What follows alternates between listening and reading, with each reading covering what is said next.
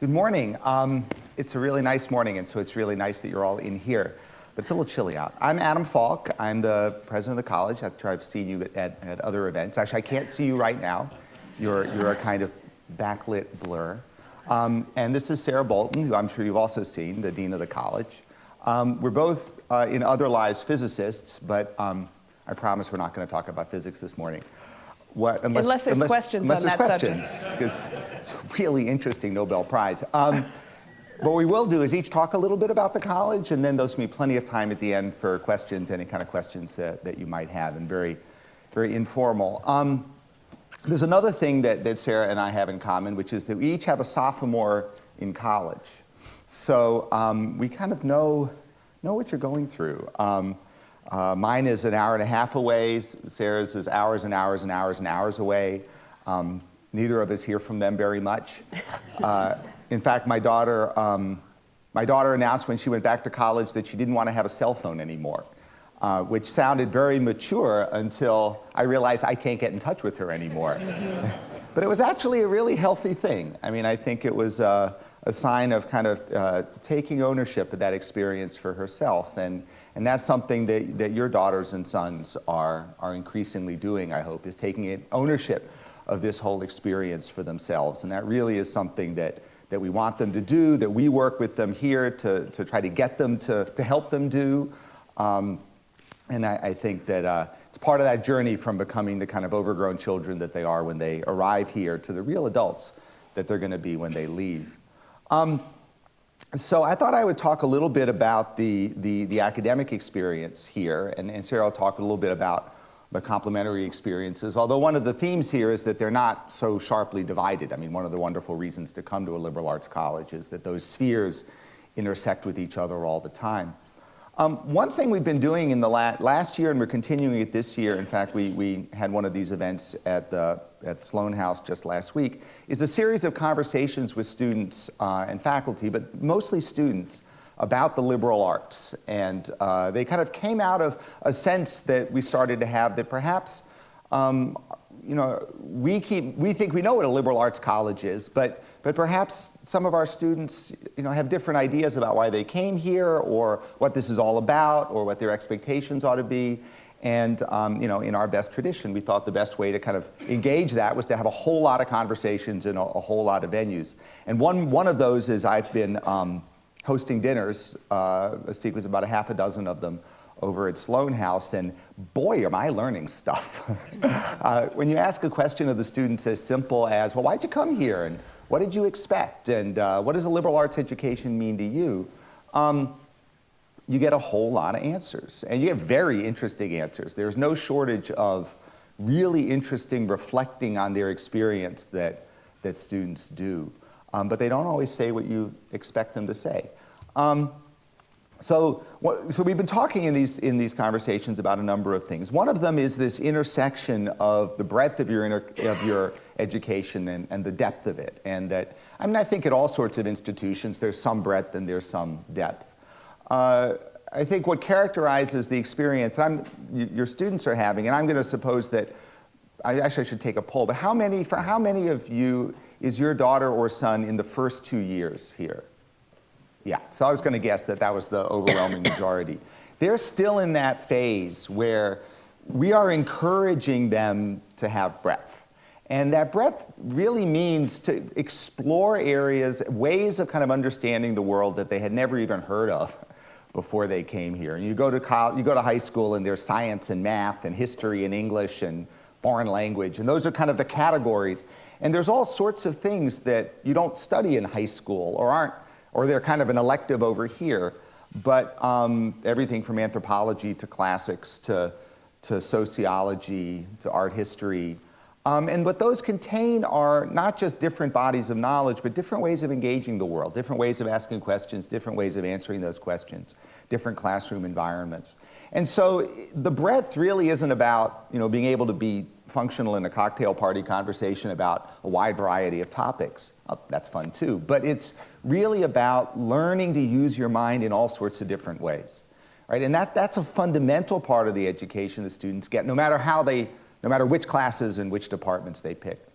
As they go into the last 2 years, they will be narrowing down to a major, some of them 2 majors. Although if you have one conversation with your daughter or son, encourage them that 1 major is fine. It's plenty. It's enough. It's not more than enough. They have to have 1, but you know, there's a sense kind of they have to be credentialed with 2 majors that circulates around the students, and no. But you know, that happens gradually, and so one of the things we're probably talking a lot with your daughters and sons about is how to be doing that without doing it too quickly or doing it in a way that precludes continuing to explore other parts of the curriculum. They will get a deep education in their major, no doubt, and they'll acquire all of the skills and knowledge and techniques and ways of engaging with a particular discipline that they need in that time. The second piece that we talk to them a lot about is their professors. That is, the great opportunity here is for them to get to know faculty. And when I do exit interviews with students and I ask, you know, what was the best experience you had here, academic experience? 9 times out of 10, it's that here's a faculty member that I really got to know. Maybe I did some work with her, I wrote a thesis, or it was just a really super seminar and I took 3 more because this person was wonderful. And learning how to seize that opportunity is something, again, one of the paths that they're on, but it's one of the things that's really special here, and the faculty here, and those of you who are here for the panel before us certainly would have seen that. The faculty here are here because they want to be in those sorts of relationships with students. The third thing I just mentioned that we've been talking a lot about again, at these dinners is the relationship of their academic experience to what they're going to do next. And they're very anxious about what they're going to do next. And I will tell you, my daughter's a sophomore in college. I'm a little anxious about what she's going to do next. That's totally natural. I'm trying to be very good and not express that to her. I'm trying to model the behavior I keep lecturing everybody else to have. But it is a really natural thing to be thinking about. And the way we'd like them to think about it is kind of in parallel to the academic experience they're having, but not disconnected from it. So one of the things that we're encouraging students to do more and more, and I bring this up because I'd like you to encourage your daughter or son to do this, is to spend some time in the Career Center. Not in order to be planning their career right now, but in order to be exploring the set of things that are out there. Again, I mean, I think if I asked my kids when they were 6 or 7, right, what do you want to be? It had fireman, policeman, mailman, maybe that's it. Soccer player. Something with dinosaurs. Something with, dinosaur trainer. Yeah. Because that's what they see, right? That was what they see around them. So, there's a limited number of things they see. And we would have said all the things that, I could be a professor, right? That's the other thing they come up with because they're my kids, right? And they see that dad does that. So expanding that and thinking about how what they're doing here outside the classroom and inside the classroom might inform that thinking is what we really want them to be doing, and they can do that. They get real help with that in the Career Center. It is not picking a course of study that will prepare you for a particular career, because that doesn't work. The careers they're going to have 10 years, 15 years after they graduate from Williams, I can guarantee you are not going to depend on whether they took this economics class or this physics class. But it is the case that they should be thinking a little bit about the future in ways that are complementary. And we want them to do that. So if they haven't gone and spent some time in the Career Center, please encourage them to do that. But not in a freaked out kind of way. We don't encourage freaked out. They can do that on their own quite nicely. So we were talking about those things at the dinners and how you balance those three senses of what a liberal arts education is. They confirm that, they fortunately confirm one of the things that I tend to say a lot, so it's good to hear that it seems to be true from their point of view, which is that education is changing. It's actually not about iPads and the internet. I mean, they're really important, the internet, don't get me wrong, but there's all sorts of ways of getting information that weren't available when we were in school.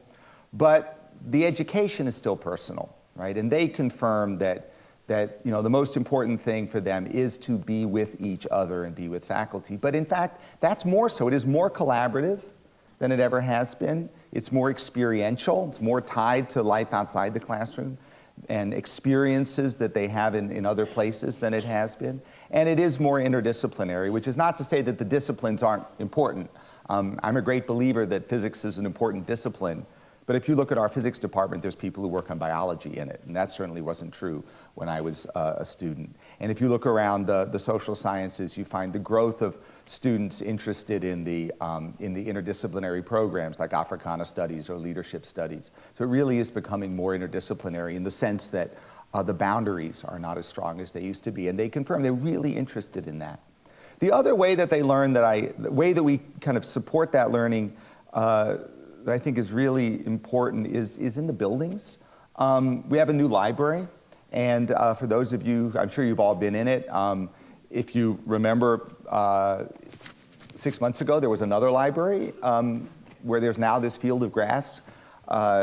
We had 2 Sawyer libraries and we only needed 1, so we thought we'd take 1 down, and we thought we'd take down the old one. But what's beautiful about that library is not actually primarily for me the architecture of it, although it's beautiful architecture, but to go in it and see the ways that students interact with each other.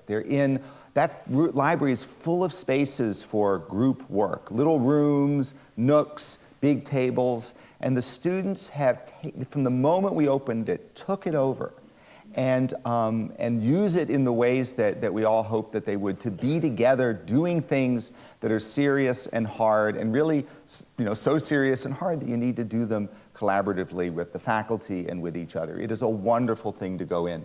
My favorite little moment, though, in the library report, so the librarians write a big report at the end of the year, was a note that was buried somewhere. They said that the only thing that surprised them about the library is that it was set up to be very interactive.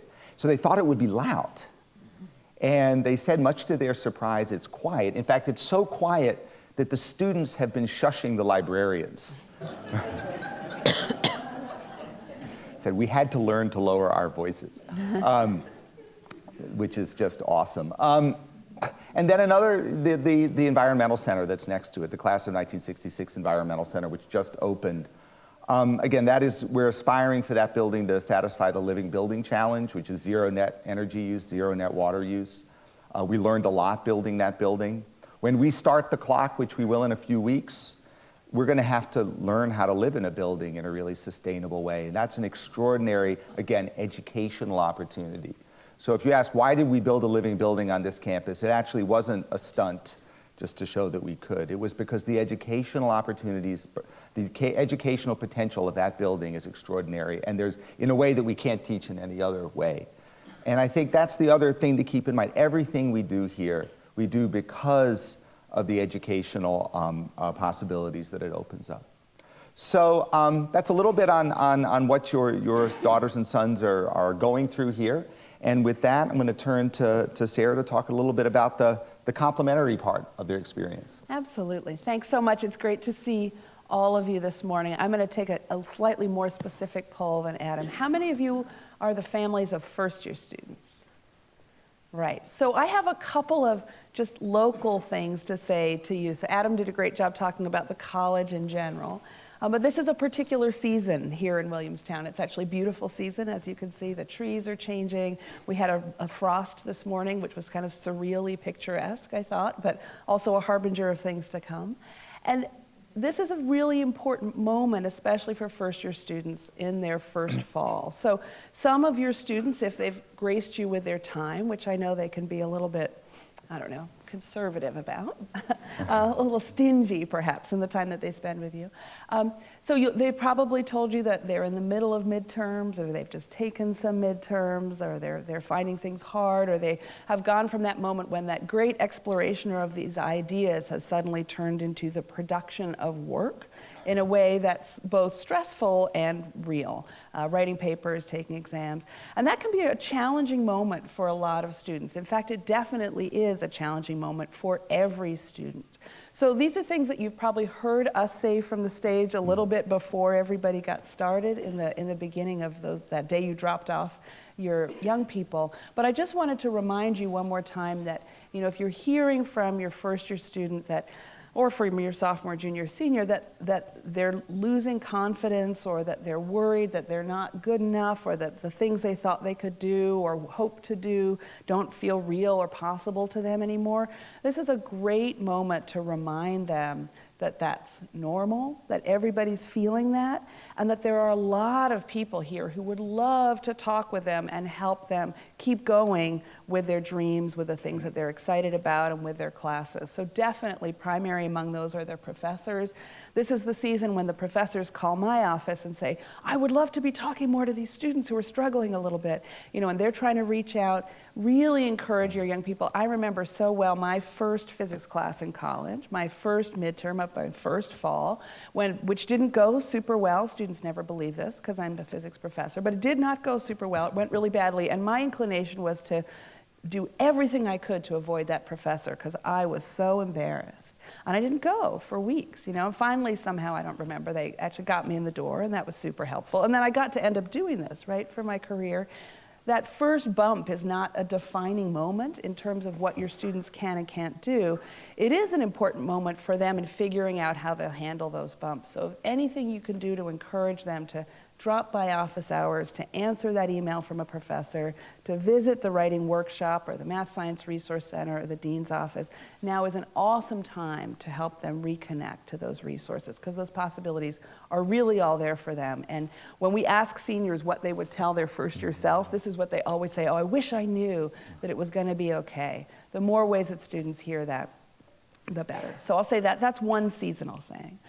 Another seasonal thing that's happening right now is students are choosing their courses for next semester. So in a couple of weeks, students will begin to need to think about what they're going to do next term. And particularly for first-year students who may have been thinking very particularly about what they want to do next when they chose their first semester classes, or who may have just been kind of trying everything. This is an important moment for them to be thinking about, what have I learned about myself in these first 6 weeks of college? And there's kind of two things I want to say about that. One is that, like Adam said about careers, students can be over-concerned about what they should know now. So I spoke to one of my advisees last week, and he said, man, I still don't exactly know what I want to do with my life. And I said, right, because you've been in college for a month, right? So I'm sure you were hoping important things would happen, but that's really a small slice of your life, right? So, we could talk about what are you enjoying, what are the challenges, what would you like to move forward with, but, students are very much still in that exploratory phase. But there are some important things that they'll be deciding soon, and I think it's a good time to be asking them, not necessarily exactly what do you plan to do, but how are you thinking about that, right? What have you enjoyed most in your first set of classes? Is it that you were reading poetry, which you hated to do in high school and now turns out maybe to be more interesting than you thought? Is it that you were working on building something physically with another group of students? Is it that you engaged in learning a language that's giving you access now to a set of ideas and cultures in the world that you didn't have access to before? So what is it? You can ask them what surprised them about these first couple of months that they've had here. What have they found in their classes that they didn't expect? And how is that helping them think about what they're going to do next? It's a good thing for them to be continuing to take classes in things that they feel like they might major in. So that's one way to think about a couple of those classes. If you feel like, they took mostly classes in things that they already knew that they liked at the beginning, know that their advisors are going to be pushing them to do things that they haven't tried before, to take a flyer, to try something. We'll be asking them what's the thing they least liked in high school and be trying to get them to take that. And it's a good moment always to be thinking about how are they building the kinds of strengths that will carry them through in their experiences here at the college. So how are they building their skills in quantitative-y things? How are they building their skills in writing? And how are they building their voice? And I want to talk a little bit about that last thing, because it's not on any of our courses. In this course you will find your voice. But when you think about how your young person is growing up as part of their experience in the college, and I think we see this with our own kids as well, one of the things that's different for many students is that they learn to talk about their ideas, they learn to talk about what they believe, they learn to bring the things they're learning out into things that they can explain to one another. And one of the great things about being in really small classes is that finding your voice is not optional, right? We don't give students the option to sit all the way up at the top balcony where you guys are, hi, and just, kind of hang back and think their thoughts and not say anything about it to anybody. That's just not a choice here. And, depending on what your young person is like, they might really welcome being able to talk about their ideas all the time, or they might find that a little bit scary. But one of the things that happens here is they're going to have to do that, and that their professors and their peers will help them do it. They'll help them develop that strength. And so if you're finding that your son or daughter is mostly looking towards big classes that seem to have a lot of back of the room potential, that's something that you can ask them about, right? Where are the places that they're planning for their spring classes to be talking? And I think that's an important piece of what they learn to do as students and they learn to do as adults as they move through our curriculum. So the final thing I wanted to talk about, and this connects to the outside of the classroom piece that Adam was talking about. And again, especially for first-year students, this is the moment when many first-year students are saying to their close friends from home or to their parents, I haven't made a best friend here yet. I haven't yet found somebody that's like my closest friends from home. And that's normal, right? Because their closest friends from home they've known for a long time. And sometimes that's something that students worry about a lot. Like, maybe I'm never going to fit in here. Maybe I'm never going to find somebody who's exactly like me. And maybe they're not going to find someone who's exactly like them. That's kind of not the point, right? The remarkable thing that happens here is that students get to know one another deeply in ways that don't necessarily have to do with what they have in common, but often have to do with the experiences that they're building here. So they are meeting people whose experiences before coming here are incredibly different. Their home communities are different, their home cultures are different, their first languages may be different. There may be a roommate with somebody whose home experience has nothing that they can remember or relate to at all. But those close friendships, those are the ones that take time to build, that they're investing themselves in, that they're investing in having conversations with people who are very different from themselves. Those are the relationships and the friendships that are carrying students forward, not just here, but all the way past Williams and out for many, many decades to come. Those are the things, obviously, that help them to be really effective workers in the world, effective people for making change globally. So I think it's helpful to, again, encourage your young people if they're saying, I haven't met anybody, I don't have a good friend yet. Help them think about the ways they're investing in that, right? How are they getting to know other people? How are they finding people in the classroom, in residential life, in clubs that they're joining? How are they finding people and getting to know them and investing a little bit of time, not in texting somebody or in Skyping with friends from home, but really sitting across from somebody that they don't know, whose life may be very different from their own, and getting to know that person, because there's crucial learning that happens there. It's one of the most important things we do here on the campus.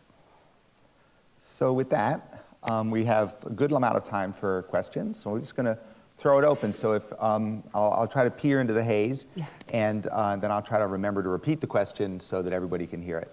But any questions? Oh, come on. We'll call on you. We'll call on you, yeah. It's a Williams classroom. I already know who I'm calling on if I don't get one. Yes. So, class of '84, and being back on campus, my son's a freshman. It's pretty clear that some things are the same and some things are really different. And as I've been reading the information that's been coming my way as a parent compared to what I used to read just as an alumnus, it's clear that there's a mission going on beyond just liberal arts. It's how we're distinguishing ourselves within the family of liberal arts colleges.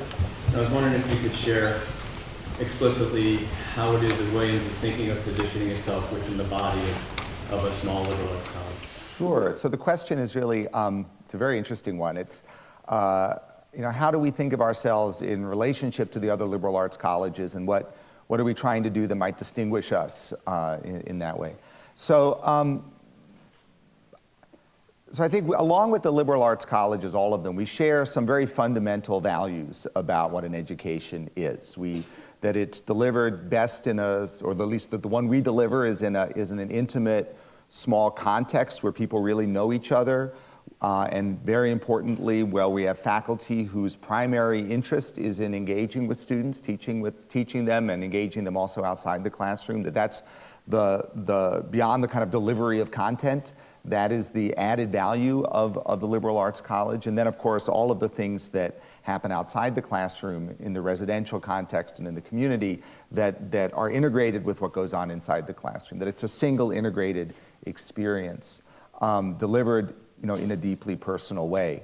And just to be clear, I went to University of North Carolina. You would not have described, that's a wonderful institution, very different. You would not have described it that way, right? So that really is distinguishing of the liberal arts colleges.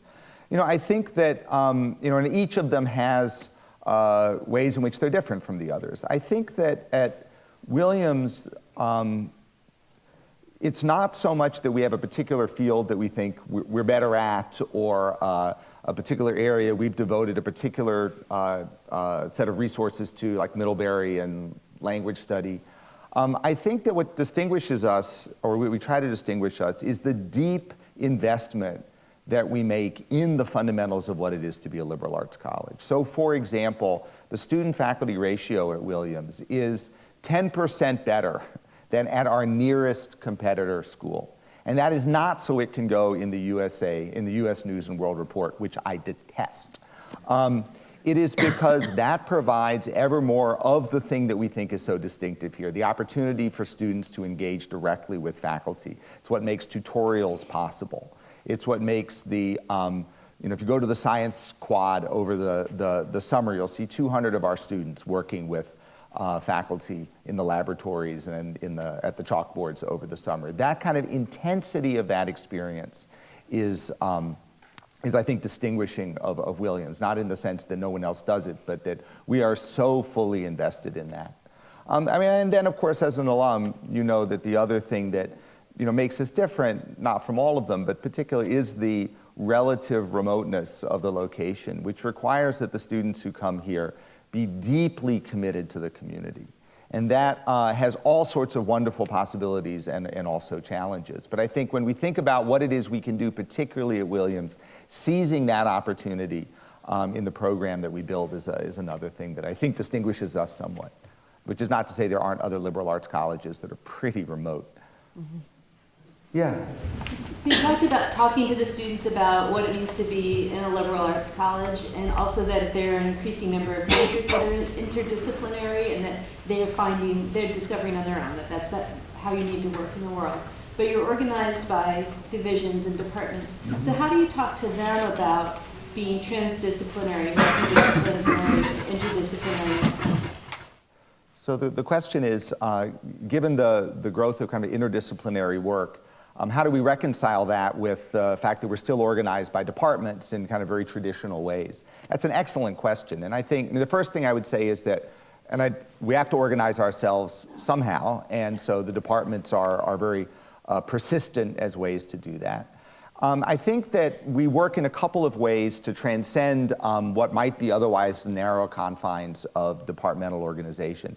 I would say three ways. The first is actually to acknowledge that a lot of interdisciplinary work happens within departments. Mm-hmm. That is, the field of physics, as I mentioned before, has a much broader set of connections to other fields, even represented by people who call themselves physicists. And we're about to start the construction of a new part of the Science Center. It's a big project that will make your students' lives terrible for the next 4 years. And one of the reasons we're doing that is that we need laboratories within there that are flexible, where the shared equipment, for example, can be shared between departments that never used to share equipment. So, because the techniques are shared. So that's one thing. Within the departments, there's a lot of interdisciplinary work. The second is that we have interdisciplinary programs that, in fact, are growing and that we now have faculty directly appointed into, so Africana Studies or Latina Studies or Leadership Studies. They all have faculty in them, and some of those faculty have actually been trained in interdisciplinary programs as graduate students. And in fact, that's the way in which interdisciplinary work really feeds into the academy, is when students themselves, in writing their theses, are doing interdisciplinary things at the graduate level, and that's what we're starting to see. So we support those programs. And then the third is that we actually look at the moment that we're authorizing searches in the departments for potential synergies between departments. And I'll give you an example of that. A few years ago, the Department of Art, the Department of English, the Department of History were all interested in making appointments that had a kind of a non-Western, which is a kind of an old word, I mean, one shouldn't use it, but let's say a more global dimension. So Anglophone literature, for example, in the English department, which is literature which isn't in America or England. What we noticed at that time, that the Committee on Appointments Promotions, was that we didn't really have much work going on in South Asia. And that we could, if we were careful in how we define these positions, build some strength in South Asia out of the fact that the English line could be a South Asianist, the history line could be a South Asianist, and the non-Western art line could be a South Asianist. And very quickly, we built an area of strength in South Asia, which we now have. We didn't do that by building a department or a program of South Asian studies. So that's a kind of a third way in which we do that. But staying alert to that at all times, and the importance of doing that is really important if you're going to do that. And I might just add one other thing, which is that, of course, our students are the most interdisciplinary people on campus, right? Because they're taking 4 completely different classes. And one of the things that students are doing all the time, especially in seminar classes, but also when they're writing their papers and considering the big ideas that are coming up across their courses, is drawing things in across the things that they're studying. And so one of the things, you know, when we talk to faculty about why they love teaching here and what's great for them about that work, they will talk about what are all the disciplinary areas of knowledge and expertise that are in the room at a seminar table. And by that, they don't mean themselves necessarily. They certainly don't mean only themselves. They mean that there's a physics major and a French major and someone who just walked over from their art history class and someone who just walked over from philosophy, who have now gathered at this political science table to discuss whatever it is that they're working on, and that all of those perspectives are vividly in the room and that they encourage them, and that's one of the ways that, in fact, being in conversation with these students, either in your own scholarship or in the classroom, actually helps all of us push our own work forward, is that the students are bringing in things from such a broad range of perspectives. Yeah. The question relates to how to stretch our kids in very unfamiliar, uncomfortable areas. Yeah. And for your comment about PassFail, how that might be a part of this and where the college is in that area. Absolutely. So unlike many institutions in the country, Williams has recently discovered the wonders of giving students a little bit of breathing room through a PassFail option. So this year, for the first time, actually, Williams students have the option of doing 3 courses PassFail before they graduate. Students have to do 32 classes to graduate, and as many as 3 of those can be taken on a PassFail basis. When we thought about how to put this in place, there was a lot of discussion, first in the Committee on Educational Policy that I serve on, but then also in the faculty floor, about what the purpose of doing this was and how we might implement it in a way that really served students best. And when we talked about the purposes, I think we talked pretty frankly about 2 things, right? One was making it a little bit easier for students to imagine themselves trying something which they had either struggled in high school or they felt wasn't going to play to their strength, or that they just didn't know anything about. So giving them the opportunity to try that in a way that felt a little less high risk to them, but also giving them a little bit of breathing room if they were caught by surprise. And so for both of those reasons, caught by surprise by their own struggles in that class, struggles in another class, an illness that might have arisen, a family situation, just different ways that we could take a little pressure off. Because our students, as you know, are super high drive, high achieving individuals, and it is their intention to do everything perfectly all the time, right? So we were trying to make a little space around that. So one of the things that's Tell me if I'm not saying true things about your kids, but that's fine. But one of the things that's true about our pass-fail option is that students don't have to decide in advance which class is going to be their pass-fail class. So we're not saying, you know, look out there and guess what's going to be hard for you in advance. In fact, they haven't even yet come to the point in the semester where they have to make that decision. They have until the end of the 10th week of the semester, by which time it will definitely be cold and dark here, and they will be well along in their work and all their classes to make that call. And we really wanted to give them the flexibility to use that option in whatever way is best for them. They can only do one class like that in a given semester. You can't suddenly take all 3 of your classes, pass-fail. You know, and you get 3 to spread out over your 4 years here. But the goal was to give them room and some grace and some space to make decisions that worked well for them. So it's an experiment for us, but I think it's going to be positive. Yeah, in the back. Our son is a freshman here, and he's very happy. 6 weeks in, so thank you for all that you do. I want to ask you the same question that I asked the panel of professors before, and it has to do with this phenomenon of speakers being disinvited from universities and colleges. And I mentioned Smith College and Christine Lagarde last year, which was an invitation that was revoked by the administration. And then I asked about Suzanne Vinker, who was scheduled to speak here, and that invitation was revoked by a student group. And I understand that there is a uncomfortable learning series, I hope I've got that name right, that's been in place for a while, and it sounds great. And I also understand that the student groups have appropriated that name, and so there's a bit of a problem there. But I want to ask you, I don't want to ask you to dissect the Smith College decision or even the most recent one here at Williams. I just want you to speak generally about the phenomena of having different views on campus and exposing our kids to different views. And I just feel like you would be doing my son a big disservice if your goal was to insulate him from controversial views. Absolutely. So it's a wonderful question about diversity of opinions and speakers and the presence of controversial views on campus. So I do want to say a word about what happened last week, which is that from those of us in the administration, it was very, very unfortunate that she was disinvited by the student group. I understand the pressures the students were under. I think that it would have been much better for everyone if we had been in a conversation with them that had allowed us to know that they were thinking of disinviting her. We would have worked with them to make sure that didn't happen. And she was subsequently re-invited, and she's declined to come. I feel it's been a great 48 It's been a hours. wonderful week. I suspect that she accomplished what she wanted to accomplish without having to come. I feel I feel very strongly that we should never disinvite a speaker who has been invited to speak to the campus. And I have, said that in the face of unhappiness about speakers of all political persuasions that students have felt students and alumni and sometimes parents have felt should not be speaking here. It is for me an absolute principle that we don't do that, and that's why I was particularly unhappy that things played out the way that they did this week.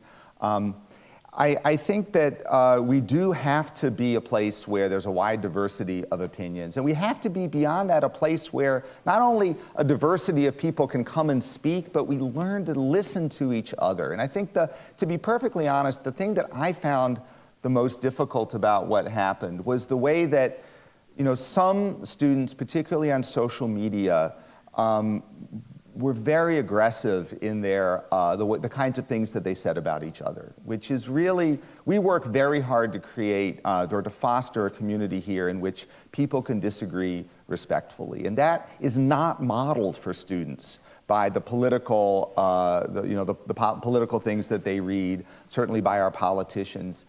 I feel increasingly that if there's one thing I wish students could graduate from here is to be able to disagree, really strenuously disagree, in ways that respect the humanity of the person they disagree with, that refrain from ad hominem kinds of attacks on each other. And I think the other thing that was really, I think, the most upsetting for me was the way in which, when this got in the national press, people, bloggers, tweeters, attacked our students. People who really didn't know or care about Williams, really didn't know or care about our students, who'd never been here, who'd read a snippet of something, saw fit to say terrible things about our young people. And in the national social media. I just thought that was terrible. It was, if I could give our students some space to make mistakes, and there's no question that our students made some mistakes that I hope they've learned from, that we're gonna help them learn from. They're 19, 20 years old, they're gonna make mistakes, right? And I don't think our first instinct needs to be to punish those mistakes, and certainly to punish those mistakes by shaming people publicly. You know, we as a college are better than that. We live in a society that often doesn't feel like it's better than that. And you know, so our work here, I think, is to create a community where people can make mistakes, can disagree with each other, and do it in a way in which they still respect each other's humanity. And I think that's a work in progress. Yeah. I really agree. And I think that one of the things that we ask of our students that is really challenging is to have those hard conversations and to stay in community with one another, right? I think we ask students to have conversations across difference and disagreement in a way that people are not always asked to do in the larger world, right? In the larger world, you can choose to just read the internet stream that's full of information that you already agree with, if you choose to, and that's something that's happening in the world all the time. You can choose to invite only people over to your house that you disagree with, and very often in professional settings, we're mostly surrounded by people with whom we have a lot in common and a lot we agree about, and that's a limitation of the way the world actually operates right now, right? That one can unintentionally narrow one's focus, one's thinking, one's understanding of the world. You know, we take these students from all over the place, from every kind of community and every kind of pre-college background, and we bring them to this place. And we actually don't really give them that option to step back, right? You might really disagree with your roommate. You might really disagree with the people in your entry. You probably will. Right? Someone will say something that somebody else is hurt by or offended by. And what we try to do, and this is kind of hand over hand daily work, is to prepare them for those moments and to support them when they come up, so that we're not just sort of throwing people together and saying, good luck working that all out, you know, which would be not fair, right? But saying some challenging things are going to come up. You know, here are some resources. Your JAs should be well prepared to help support difficult conversations in the entry. The students should know that there are staff here to help them figure out difficult moments that come up. The housing coordinators, the leaders of student groups, the heads of the college council, those people need to be well prepared to help do constructive things with the disagreements and differences that exist in our student bodies, so that when students disagree, they're not just moving away from each other, they're actually, maybe not in that exact moment, but over time, getting to a place where they're moving forward and understanding each other more deeply, because they only have these 4 years. They will never be in a more diverse or a more intentional community than the one they're in right now. And what they realize is that if they miss those opportunities to get to know one another and to learn something from someone they disagree with at one of those moments, they may not get them back. There's a question over here. Yes, that was a very powerful statement you made on behalf of the institution. And I was wondering whether you are considering doing an op-ed, expressing those views and majors. Yeah, well, the question was whether I was going to try to get what I just said in print. Sometime, I don't know. I write a lot of op-eds in my head. Particularly, I went for a long run this morning, and I actually was writing an op-ed about this in my head. That's where they mostly stay. Sometimes they go on my computer, and I have a file that's called Screeds. And once in a while, I manage to get one placed, but thank you for that comment. Yeah. Yes? Related to the question before last, can any group issue an invitation? Is there a, can they just all invite? And is there any criteria about ineligibility to speak on campus? We don't have criteria about ineligibility to speak on campus. We have 200 student groups, plus or minus. In the 15 seconds it took me to say that, another one has probably appeared. You know, there are multiple layers of cheese-making club. I think, you know, so we try to make it easy for students to form groups, to think about the work that they want to do together, to think about their interests. And students often have connections and have individuals that they want to bring and hear from. So you know, I think certainly, you know, if we thought that someone was going to come to campus who was going to somehow pose a physical risk to our students, we would pay attention to that. And we have processes where we try to understand who's coming and what issues may arise. So again, so that we can support students in having those things go well, right? So that if we have a sense that something may raise protests either within the community or that people may come from outside and protest something, we want to think with the student organizers and others that they're working with, how can we help that go well? How can we structure things so that there can be that disagreement, that it can go respectfully, that the person can still be heard, that if there are individuals who are hurt or upset or offended by something that's said, we have a forum for, you know, for having those conversations and for supporting people or having better, you know, having ways to work with that before or afterwards. But that doesn't generally have to do with having people not appear. It has to do with having time and space and using our experience and expertise to help that be a productive thing. The other thing I'd add is, because I think what might have motivated your question is that it was an unofficial student group that had issued this invitation.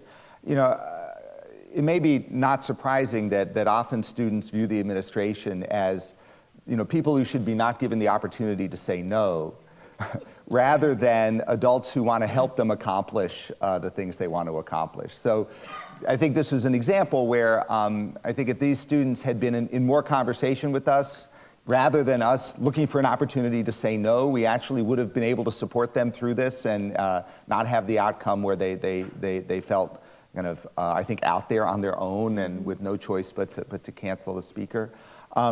That's a lesson that can be hard for young people to learn. There's a certain kind of sense that, you know, that the parental figures are the big bad parental figures. But sometimes it's through things like this that they learn that we really are there to help them. We're from the administration and we're here to help you. Yeah. Does this give you an opportunity for reflection also? Because if they're thinking they can't talk to you, do you think there's some kind of message going out from the administration that's leading them to that conclusion? It's a great question. I would say that they're talking to us a lot now. They've been in and out of my office. Students on all sides of this issue have been in and out of my office pretty much continuously for the last 6 or 7 days. So, and we have been having those conversations. You know, what were you thinking? You know, might be helpful. What were your concerns about coming to us to begin with? So we're talking about those things. You know, I think that some of what happens is not just that folks may not anticipate the ways that the administration could help them, but also that they might not anticipate the ways that they would need help. And I think that is a young people thing, right? And I recognize that very much from my own son and from student groups in general. You know, we're often saying to them, hey, we could help you with this, we could help you with that, and they say, no problem, we got it. And a very regular experience for me through a whole variety of student groups is that in the fall, we have conversations about resources and ways we can support them, and they say, yeah, that's no problem. And then in May, the senior leaders, just as they're graduating, will say, you know, what I think would be important for this group next year is to work more closely with the staff.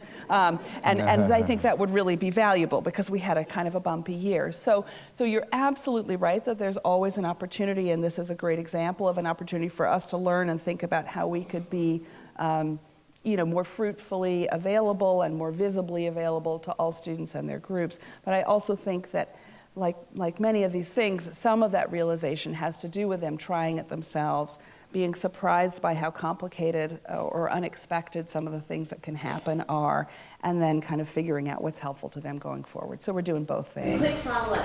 Were you surprised that the controversy was brewing and you guys missed it? Were we surprised that the controversy was brewing and we missed it? You mean, were we surprised that there was controversy around the speaker? Right. We Between, like, amongst students, and nobody kind of clued into the fact that it was brewing. I don't think I was necessarily surprised that there was controversy around speakers. Actually, I mean, this, as you illuminated before, we've had this uncomfortable learning group, of which, as you said, there are two, but this particular one has invited controversial speakers for a number of years, and that's generally gone very well, and they've actually done it independently for a number of years, and there's often been conversation in the places where students converse, which includes social media, of some intensity. So that doesn't surprise me. I actually was surprised that the speaker was disinvited. I was surprised about that period, but I was also surprised that the students who were running the invitations didn't come and check in with us as they began to become more uncomfortable themselves about the situation, because ordinarily when students or staff or faculty or anybody invite a speaker and things start to bubble, they do kind of tend to reflect back to us and we talk together collaboratively. So the controversy is not itself unusual, the outcome is a little bit unusual. So that's what was surprising to me. I don't know, anything else to add? Over here? Get off this topic. Sure. Parent of a first-year student. My biggest surprise in his 6 weeks experience is the volume of work that is being required of him. Yeah. It is very different from my college experience, which was 2 hours up Route 7. So, I'm just curious if should I be surprised by this?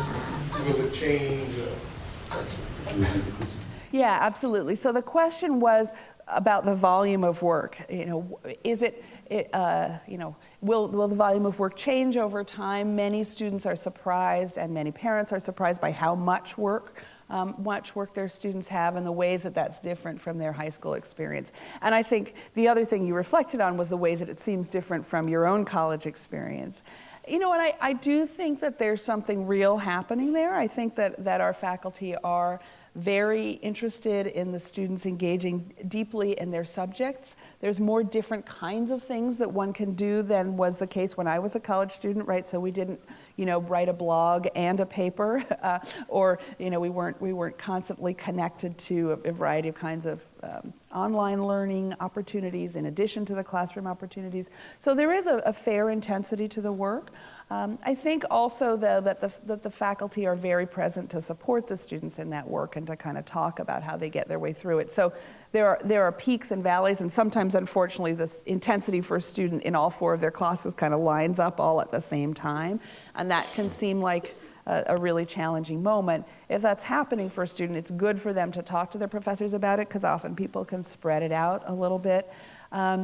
I think that the intensity over their 4 years here, and Adam alluded to this, it changes, right? This initial intensity, they're learning how to learn here. They're figuring out more effective and efficient ways to make their way through their studying. They're figuring out how, physically, where do they want to study and how they want to go about doing that, and how to spread that out over the course of a day, because they used to kind of go to class all day and then study for several hours in the evening. Now they've got all these spaces, and one of the things I talk to students about a lot is, what are you doing with your 2 hours between classes? What works for you best in spreading your work out over the day? And as they kind of get a handle on that, things tend to become much more manageable for them. The shape of the work changes, right? They move from doing often classes that have many shorter assignments when they're new students to things that have longer, deeper single assignments at the end of the term as they become older, and ultimately perhaps to writing a thesis, which is a year-long project with a big piece at the end. And so we try to give them some practice at managing their work as they're making their way through the arc of those different kinds of ways of learning. So it's 12, so we could answer questions for a lot longer, but I know that we all have other things to do. Right. Some lunch, other things that you're going to be doing with your students. I hope that they give you some of their time today. I hope so too. It's wonderful to have you all here, and enjoy the rest of the weekend. Thanks a lot.